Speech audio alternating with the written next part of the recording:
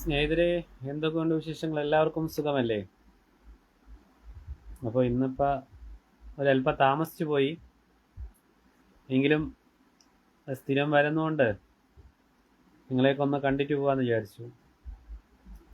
ഇന്നെന്ന് പറയുന്നത് കുറച്ച്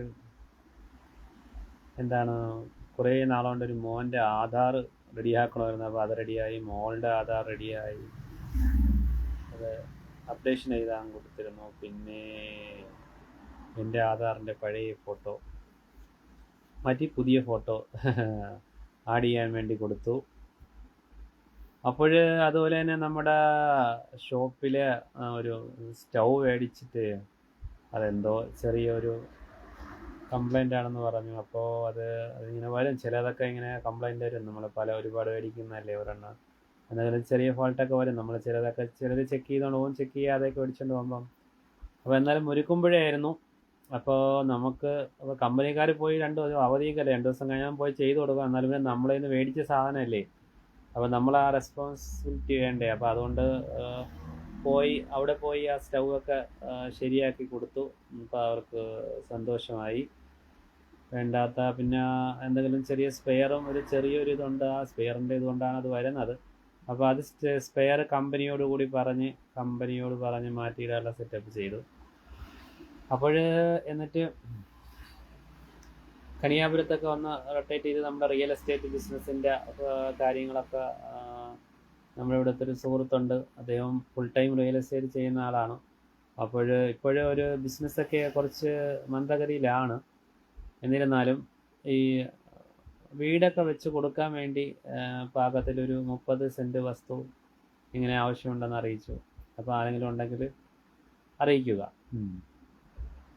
അപ്പോൾ പിന്നെ ഇന്ന് ന്യൂസൊന്നും വലുതായിട്ട് കേൾക്കാൻ പറ്റിയില്ല, എങ്കിലും ഇന്നലെ രാത്രി വൈകിയതുകൊണ്ട് ആ ന്യൂസ് തന്നെയാണ് എന്നും കിടന്ന് ഓടുന്നത്.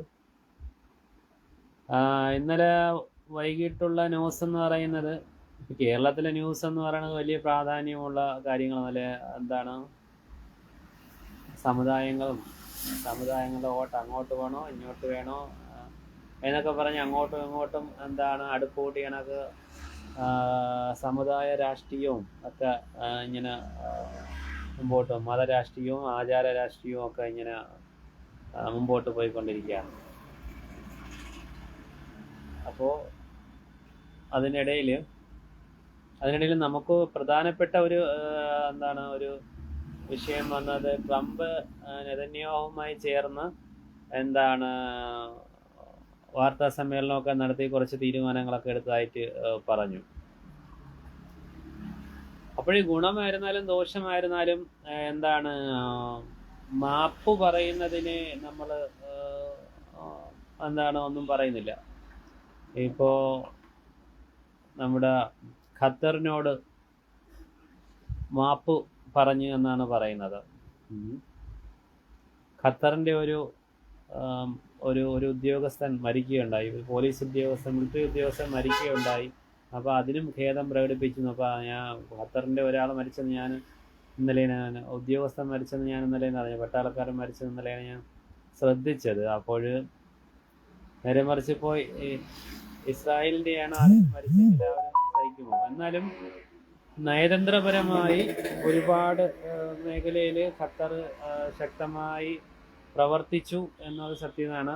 അത് ഇസ്രായേലിനെ കൊണ്ട് മാപ്പ് പറയിക്കാനായി എന്നുള്ളത് വലിയ കാര്യമുണ്ട്. എത്രമാത്രം ആത്മാർത്ഥതയുണ്ട് ആ മാപ്പിനെന്ന് നമുക്കാർക്കും അനുഭവത്തിലൂടെ തെളിഞ്ഞാൽ മാത്രമേ ബോധ്യപ്പെടുകയുള്ളൂ. അതായത് മുൻകാലത്തെ പ്രവൃത്തിയും അതുപോലെ തന്നെ വാക്കും തമ്മിൽ യോജിക്കാത്തത് കൊണ്ട് നമുക്കത് പൂർണ്ണമായും ഒന്നും പറയാൻ കഴിയുകയില്ല. പിന്നെ ട്രംപിൻ്റെ ഈ ഒത്തുതീർപ്പ് ഫോർമുല എന്നുള്ളത് പറയുന്നുണ്ടായിരുന്നു.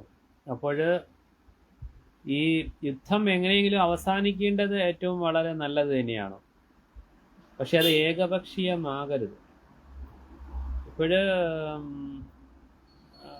പാലസ്തീനിലുള്ളവർക്ക് അവിടെ പാലസ്തീനിലുള്ളവരെ ഒരുമിച്ച് കൂട്ടി, അവിടെയുള്ള ജനങ്ങളെ ഒരുമിച്ച് കൂട്ടി അവർ തീരുമാനിക്കുന്ന, അല്ലെങ്കിൽ അവർ തിരഞ്ഞെടുക്കുന്ന ഒരു പ്രതിനിധിയെ രാജാവ് അല്ലെങ്കിൽ രാജാവല്ലല്ലോ പ്രധാനമന്ത്രിയാക്കിക്കൊണ്ട് അങ്ങനെയൊരു മറ്റുള്ള രാജ്യങ്ങളും അറബ് രാജ്യങ്ങളും യൂറോപ്യൻ രാജ്യങ്ങളും എല്ലാവരും സപ്പോർട്ട് ചെയ്യണം. അതോടൊപ്പം അവിടെയുള്ള എല്ലാവരെയും, അവിടെയുള്ള വോട്ടവകാശമുള്ള എല്ലാവർക്കും, അതിലിനി ഒരാളെ നോക്കണ്ട. ഇനിയിപ്പോൾ ഈ ഹമാസ് ആയുധം താഴെ വയ്ക്കുന്നത് നല്ലത് തന്നെയാണ്. ഹമാസ് ആയുധം കൊണ്ടൊന്നും ആയുധം കൊണ്ട് ഒന്നും നഷ്ടങ്ങൾ മാത്രമേ സംഭവിച്ചിട്ടുള്ളൂ. ഒരുപാട് പേരുടെ ജീവനുകൾ നഷ്ടപ്പെട്ടു പോയി എന്നുള്ളതാണ് യാഥാർത്ഥ്യം. അതുകൊണ്ട് ആശയം കൊണ്ട് ശരിയായ ആശയം കൊണ്ട് മുന്നോട്ട് പോകുന്നതാണ് എല്ലാവർക്കും നല്ലത്. അവർ ഈ പറയുന്ന കണക്ക് എല്ലാ ആൾക്കാരെയും പാലസ്തീൻ സ്വതന്ത്രമാവണമെന്ന് ആഗ്രഹിക്കുന്നതും അല്ലെങ്കിൽ പാലസ്തീൻ രാഷ്ട്രമായി അംഗീകരിക്കുന്നവരും സ്വന്തം രാജ്യത്ത് ജീവിക്കുന്നവരും എല്ലാവരും കൂടെ ചേർന്നിട്ട് അവർക്ക് ഉത്തമരായ, അതിന് ഇലക്ഷൻ നടത്താനുള്ള സംവിധാനങ്ങളും അവരെ എല്ലാം കൂടെ ഒരുമിപ്പിച്ചിട്ട് അവർക്ക് വേണ്ടി ഒരു ഗവൺമെൻറ് ഉണ്ടാക്കി കൊടുക്കുക. അതിനു വേണ്ടിയുള്ള സപ്പോർട്ട് എല്ലാ അറബ് രാജ്യങ്ങളും ആണ് ചെയ്യേണ്ടത്. അപ്പോൾ അതിനുള്ള നിയമങ്ങളും കാര്യങ്ങളും ഒക്കെ റെഡിയാക്കി കൊടുത്ത് ഐക്യരാഷ്ട്രസഭ അതിൽ 10 പേര് മാത്രമാണ് ആകെ, അതിൽ ഇറ്റലി പിന്നെ മാറി പറയുകയും ചെയ്തു. 10 പേര് മാത്രമാണ് സ്വതന്ത്ര പാലസ്തീൻ രാഷ്ട്രത്തെ എതിർത്തത്. അപ്പം ഇത്രയും ഭൂരിപക്ഷം ഇരിക്കുമ്പോൾ ഇനിയിപ്പോൾ അമേരിക്കയുടെ കോളനിയാക്കാനുള്ള ശ്രമമാണെന്നറിയാൻ വയ്യ. ആരായിരുന്നാലും കുട്ടികൾ മരിക്കാതിരിക്കട്ടെ എന്നൊരു പ്ലസ് പോയിന്റ് മാത്രമേ നമ്മൾ അതിനെപ്പറ്റി ചിന്തിക്കുന്നുള്ളൂ. അപ്പോൾ അതുകൊണ്ട് എന്താണ് സ്വതന്ത്രമായ ഒരു പാലസ്തീൻ രാഷ്ട്രം, അതിൽ ആയുധം എല്ലാവരും ആയുധങ്ങൾ തറയെ വയ്ക്കട്ടെ എന്ന് തന്നെയാണ് പറയുന്നത്. ഇസ്രായേൽ അങ്ങോട്ട് ആയുധവുമായി പോണ്ട, അവിടെയുള്ളവരും അപ്പോൾ ആയുധങ്ങൾ മാറ്റിക്കോളും. അപ്പോൾ ആയുധങ്ങളൊക്കെ മാറ്റി അവരവരുടെ ജോലികളിലും അതുപോലെ തന്നെ അവരവരുടെ ബിസിനസ്സുകളിലേക്കും, എന്നിട്ട് എല്ലാ രാജ്യങ്ങളും ഈ അറബ് രാജ്യങ്ങളിലുള്ള ഒരുപാട് പൈസകൾ എന്താണ് അവർ താമസിക്കാൻ വേണ്ടിയുള്ള, ഇപ്പോൾ പോകുന്നവർക്ക് വീടുകൾ സംഘടിപ്പിച്ച് കൊടുക്കാൻ വേണ്ടിയുള്ള എല്ലാ സ്ഥലങ്ങളും, വീടുകൾ സംഘടിപ്പിച്ച് കൊടുക്കാൻ വേണ്ടിയുള്ള സ്ഥലങ്ങളെല്ലാം ഏറ്റെടുത്ത് അവർക്ക് എല്ലാവർക്കും താമസിക്കാനുള്ള സൗകര്യങ്ങൾ ഏർപ്പെടുത്തി കൊടുക്കുകയും അതിന് പകരമായി ബാക്കിയുള്ള സ്ഥലങ്ങളിൽ, അല്ലാത്ത സ്ഥലങ്ങളിൽ വേണമെങ്കിൽ ഈ പൈസ മുടക്കിയ ആൾക്കാർക്ക് അവരുടെ ബിസിനസ്സുകളോ ബിസിനസ് സ്ഥാപനങ്ങളോ മറ്റു കാര്യങ്ങളോ ഒക്കെ ചെയ്യാനുള്ള സൗകര്യങ്ങളും, അതുപോലെ തന്നെ അവിടെ ഉള്ളവർക്ക് തന്നെ ബിസിനസ് ചെയ്യാനുള്ള സൗകര്യങ്ങൾ ചെയ്തു കൊടുക്കേണ്ടതാണ്. അങ്ങനെ അവരുടെ നാട്ടിൽ അവരെ സ്വയം പര്യാപ്തമാക്കുകയാണ് വേണ്ടത്. അല്ലാതെ അവരെ നാട്ടിൽ പോയിട്ട് മറ്റുള്ളവർ ഭരിക്കുന്ന ഒരവസ്ഥ ഉണ്ടാവാൻ പാടില്ല. ആയുധം എല്ലാവരും താഴെ വയ്ക്കണം എന്നുള്ളത് സത്യം തന്നെ. ആയുധം ആദ്യം ഇസ്രായേൽ താഴെ വയ്ക്കണം, പിന്നെ അമേരിക്ക താഴെ വയ്ക്കണം, ഹമാസും താഴെ വയ്ക്കണം. ഈ ഇസ്രായേലിൻ്റെ അക്രമം കൊണ്ടാണല്ലോ ഈ ഹമാസ് തന്നെ ഉണ്ടായത്. അപ്പോൾ ഈ തീവ്ര നിലപാടുകൾ ആർക്കും ലാഭമല്ല. അപ്പം ചർച്ചയിലൂടെ അപ്പോൾ അവർക്ക് അവരുടെ അഭിപ്രായം, എല്ലാവരുടെയും അഭിപ്രായം, പാലസ്തീനിലെ ആൾക്കാരുടെ പ്രതീതികളുടെ അവർക്ക് പറയാനുള്ളത്, അല്ലെങ്കിൽ അവരുടെ നേതൃത്വത്തിന് പറയാനുള്ളത്, അതെല്ലാം നമ്മൾ കേട്ടുകൊണ്ടാവണം ഒരു ഒത്തുതീർപ്പ് രീതിയിലേക്ക് പോകേണ്ടത്. എന്നിരുന്നാലും എന്തൊക്കെ പറഞ്ഞാലും യുദ്ധം ഏതെങ്കിലും രീതിയിൽ അവസാനിച്ചാൽ എല്ലാവർക്കും നല്ലത് തന്നെയാണ്. ഇനി ആയുധങ്ങളുടെ ലോകം മാറി ഇനി സ്നേഹത്തിൻ്റെയും സൗഹാർദ്ദത്തിൻ്റെയും ലോകം വരേണ്ടതാണ്. അപ്പോൾ എന്തായാലും നമ്മുടെ സുഹൃത്തുക്കളൊക്കെ വാച്ച് ചെയ്യുന്നുണ്ട്, എല്ലാവർക്കും സ്വാഗതം. Is watching. Naufal bin Yusuf watching, പിന്നെ വിശാഖ് ബാബു, സിദ്ദീഖ് വഞ്ചൂർ ഹായ് പറഞ്ഞിട്ടുണ്ട്. അപ്പോൾ എല്ലാവർക്കും സ്വാഗതം, എല്ലാവർക്കും നന്മ വരട്ടെ. അപ്പോൾ അതാണ് ഇന്നത്തെ വിഷയം, അതാണ്. അപ്പോൾ ഇങ്ങനെ ഒരു ഒത്തുതീർപ്പ്, അതായത് പാലസ്തീനിലുള്ള ആൾക്കാരുടെയും കൂടെ അഭിപ്രായങ്ങൾ മാനിച്ചുകൊണ്ട് അവരാണല്ലോ അവരെ അവിടെ എല്ലാവരും കൂടെ ചേർന്ന്, അറബികളും യൂറോപ്യന്മാരും എല്ലാവരും കൂടെ ചേർന്നിട്ട് അവരെ അവിടെ സ്വയം പര്യാപ്തമാക്കുക, എന്നിട്ട് തമ്മിലടിക്കാനുള്ള സാഹചര്യങ്ങളെല്ലാം മാറ്റി കൊടുക്കണം. അവിടെ നല്ല ഒരു UAE പോലെയും മറ്റുള്ള രാജ്യങ്ങളെ പോലെയൊക്കെ നല്ല ഒരു ഒരു രാജ്യം, അതായത് ഒരു പൊന്നു വിളയുന്ന ഒരു രാജ്യവും ഉണ്ടാകട്ടെ. അവിടെ ഉള്ളവരും ഒന്ന് സന്തോഷിക്കട്ടെ, അവരുടെ കരച്ചിലുകൾ നിൽക്കട്ടെ, അവരുടെ ചികിത്സയ്ക്കും അവരുടെ വിദ്യാഭ്യാസത്തിനും വേണ്ടിയുള്ള സ്ഥാപനങ്ങളൊക്കെ അവിടെ വരട്ടെ.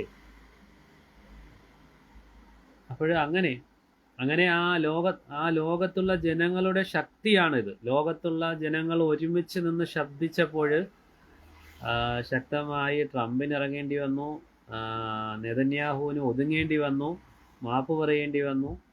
അപ്പോൾ ഇതൊക്കെ മൊത്തത്തിൽ ലോകം മൊത്തമുള്ള ജനങ്ങളുടെ ശക്തിയാണ്. അതായത് ശക്തമായി യൂറോപ്യൻ യൂണിയനിലുള്ള ആൾക്കാരാണ് ഏറ്റവും കൂടുതൽ സ്വതന്ത്രമായി ചിന്തിക്കുന്ന ആൾക്കാർ. സ്ത്രീകൾ, വനിതകൾ എത്ര ശക്തമായുള്ള സമരങ്ങളാണ് കായിക മേഖലയിലും എല്ലാ മേഖലയിലും വളരെ ശക്തമായ സമരങ്ങൾക്ക് മുന്നിൽ പിടിച്ചു നിൽക്കാൻ കഴിയാത്തത് കൊണ്ടാണ്. അതായത് ഇസ്രായേലും അതുപോലെ തന്നെ അമേരിക്കയും ഒക്കെ ഒറ്റപ്പെടും, ലോകത്തിൻ്റെ മുന്നിൽ ഒറ്റപ്പെടുമെന്ന് തോന്നിയപ്പോൾ, അല്ലെങ്കിൽ UN ഒറ്റപ്പെടുമെന്ന് തോന്നിയപ്പോൾ അവർ കൊണ്ടുവന്നതാണ്. പക്ഷേ ആ കൊണ്ടുവന്ന കാര്യം ചർച്ച ചെയ്യാൻ വേണ്ടി ചെയ്യണം. പാലസ്തീൻ്റെ പ്രതിനിധികൾക്കും ചർച്ച ചെയ്ത് അതെന്താണെന്ന് വെച്ചാൽ ആർക്കും ദോഷമല്ലാത്ത രീതിയിൽ ഒത്തുതീർപ്പിലേക്ക് വരേണ്ടത്.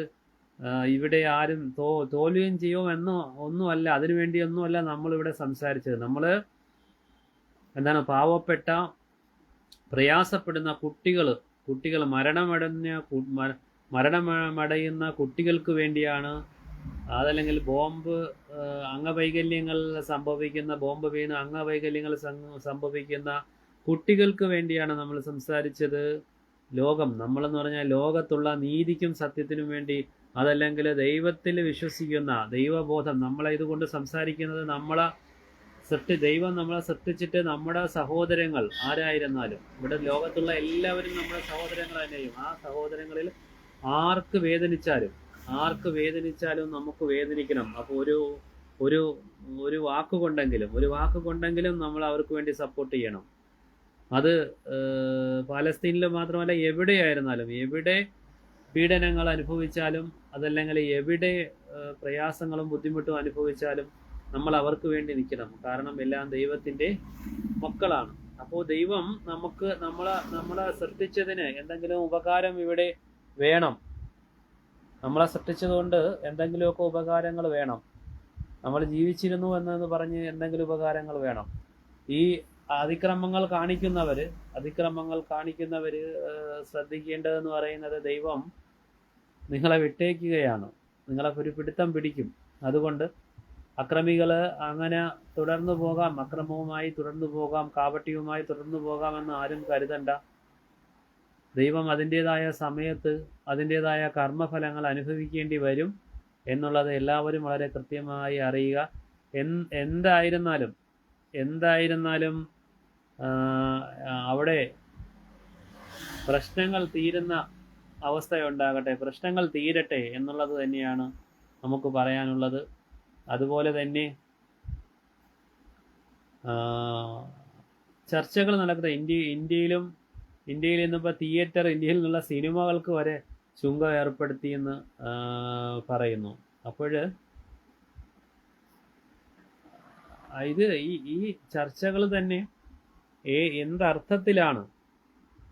അതല്ലെങ്കിൽ ഹമാസ് അംഗീകരിക്കാത്ത ചില കാര്യങ്ങളൂടെ പറഞ്ഞിട്ട്, ഹമാസ് അംഗീകരിച്ചില്ല എന്ന് പറഞ്ഞിട്ട് എന്താണ് ഇത് ഇസ്രായേലിനും അമേരിക്കയിലും കൂടെ കോളനിയാക്കാനും അവരുടെ ഭൂപ്രദേശമാക്കാൻ വേണ്ടിയുള്ള ഐഡിയ ആണോ എന്നുള്ളത് സംശയമുണ്ട്. എന്നിരുന്നാലും അങ്ങനെ വരികയാണെങ്കിൽ സംഭവിക്കാൻ പോവുകയാണെന്നാൽ ഇതിനു വേണ്ടി, ആ ഭൂപ്രദേശത്തിന് വേണ്ടി എന്തായാലും ഇസ്രായേലും അമേരിക്കയും തമ്മിലടിക്കുന്ന ഒരവസ്ഥ ഉണ്ടാകും. അതാണ് ഉണ്ടാകാൻ പോകുന്നത്. പക്ഷേ എന്നിരുന്നാലും ഞാൻ പറയുന്നത്, ഈ നമ്മുടെ ലോക മനസാക്ഷി ശക്തമായി ഉണർന്ന് പ്രവർത്തിച്ചതിൻ്റെ ഫലമായി ഇവരെ ഈ തലത്തിലേക്കെങ്കിലും എത്താൻ വേണ്ടി കഴിഞ്ഞു. അപ്പോൾ നമ്മളും നമ്മുടെ രാജ്യവും ഒക്കെ സംസാരിച്ചിരുന്നു. നമ്മുടെ ഖത്തറിനെതിരെ അക്രമം നടത്തിയപ്പോൾ അപലപിച്ചു. അതൊക്കെ വലിയ കാര്യം തന്നെയാണ്. നമ്മൾ സംസാരിക്കേണ്ടത്, നമ്മൾ ആരെയും പിണക്കണ്ട, പക്ഷേ നമ്മൾ സംസാരിക്കേണ്ടടുത്ത് സംസാരിക്കുക തന്നെ വേണം. കരയുന്ന പുള്ളയ്ക്ക് പാലുള്ളെന്നും പണ്ട് പഴഞ്ചൊല്ലുണ്ടല്ലോ. അപ്പോൾ ആ കാര്യങ്ങൾ എന്തായാലും നല്ലൊരു പര്യവസാനം ഉണ്ടാകട്ടെ. ഈ രാത്രിയിലെങ്കിലും അല്ലെങ്കിൽ ഉടനെ തന്നെ നല്ലൊരു പര്യവസാനം ഉണ്ടാകട്ടെ എന്ന് ആഗ്രഹിക്കുന്നു. അവിടുത്തെ കുട്ടികൾക്കും ജനങ്ങൾക്കും സ്ത്രീകൾക്കും എല്ലാം ഭക്ഷണം കിട്ടട്ടെ. അവരുടെ ആശുപത്രിയിലെ ട്രീറ്റ്മെൻറ്റുകൾ നടക്കട്ടെ, അവർക്ക് അവരുടെ കണ്ണുനീരാദ്യം മാറട്ടെ, പിന്നെ എല്ലാ വിഷയങ്ങളും നമുക്ക് പരിഹരിക്കാൻ കഴിയും. അതുപോലെ തന്നെ ഏതെങ്കിലും രീതിയിൽ ചർച്ചയിലൂടെയെങ്കിൽ അറബ് 10ഓളം അറബ് രാജ്യങ്ങൾ ഇത് അംഗീകരിച്ചിട്ടുണ്ട്. സമാധാനം തന്നെയാണ് നമുക്ക് ആഗ്രഹം. നമ്മൾ പോരാട്ടം എന്നൊക്കെ പറഞ്ഞ് നമ്മൾ ഇറങ്ങിപ്പോയിട്ട് നമ്മളും നമ്മുടെ സ്വന്തം ജീവനും നഷ്ടപ്പെടുത്തി അതിൻ്റെ കാരണമായി അതായത് ഏത് സമൂഹമായിരുന്നാലും ആ സമൂഹത്തിൻ്റെ ജീവനും ജീവിതവുമൊക്കെ നശിപ്പിച്ചു പോകുന്ന അവസ്ഥയിലേക്കാണ് ഉണ്ടാകുന്നത്. അതിനേക്കാളും നമ്മൾ സൗഹൃദപരമായിട്ട് ചർച്ചയിലൂടെ, അതല്ലെങ്കിൽ ഗാന്ധിയൻ മാതൃകയിലുള്ള കാര്യങ്ങൾ നടക്കുക എന്നുള്ളത് നമ്മുടെ ലക്ഷ്യം. എന്ന് പറഞ്ഞാൽ യുദ്ധം ചെയ്ത് തല പോവുക എന്നുള്ളതല്ല നമ്മുടെ ലക്ഷ്യം. സമാധാനം ഉണ്ടാകണം, ഭൂമിയിൽ സമാധാനം ഉണ്ടാകണം, പ്രശ്നങ്ങൾ തീരണം. അപ്പം അതിനുവേണ്ടി കുഴപ്പക്കാരുടെ അല്ലെങ്കിൽ അക്രമികളെ തന്ത്രപരമായി നേരിടുക എന്നൊരു രീതിയാണ് വളരെ നല്ലത്. മനഃശാസ്ത്രപരമായി നേരിടുക എന്നതാണ് നല്ലത്. അല്ലാതെ ആള് ചത്ത് മീൻ പിടിച്ചിട്ടൊരു കാര്യവുമില്ല എന്ന് എല്ലാവരും മനസ്സിലാക്കുക.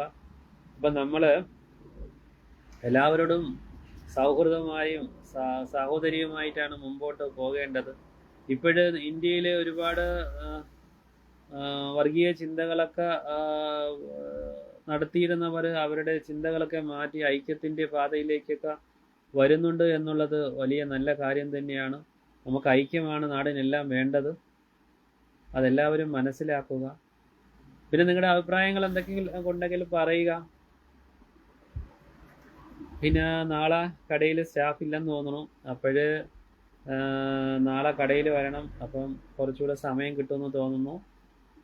അപ്പോൾ നിങ്ങളുടെ അഭിപ്രായങ്ങളും നിർദ്ദേശങ്ങളൊക്കെ പറയുക.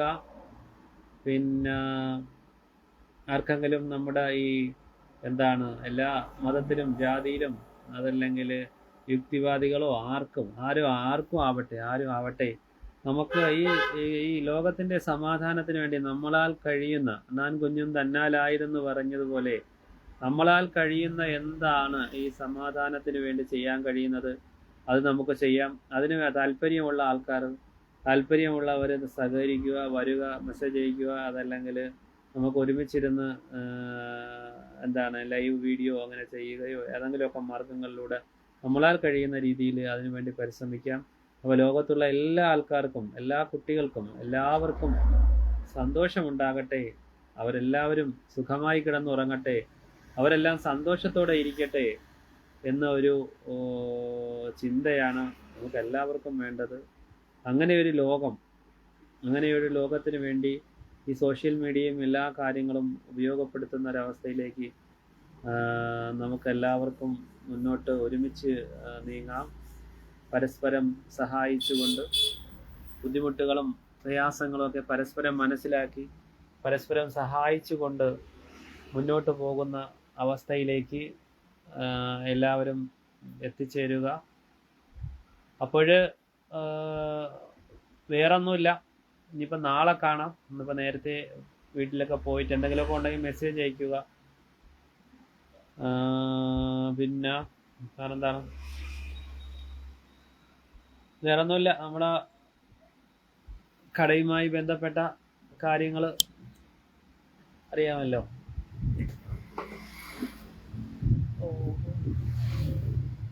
അപ്പോൾ ഇതുമായി ബന്ധപ്പെട്ട സാധനങ്ങളൊക്കെ ആവശ്യമുണ്ടെങ്കിൽ നിങ്ങൾ വരിക. മാക്സിമം ഡിസ്കൗണ്ടിലും അതുപോലെ തന്നെ മാക്സിമം സപ്പോർട്ട് ചെയ്തുകൊണ്ടൊക്കെ നമുക്ക് സാധനങ്ങളൊക്കെ എടുക്കാൻ കഴിയും. പിന്നെ അപ്പോൾ വേറൊന്നുമില്ല. അപ്പോൾ ബൈ. നാളെ കാണാം. നാളെ കടയിൽ വരുന്നുണ്ട്. അപ്പോൾ അതുകൊണ്ട് നാളെ കാണാം. എല്ലാവർക്കും നന്മ വരട്ടെ.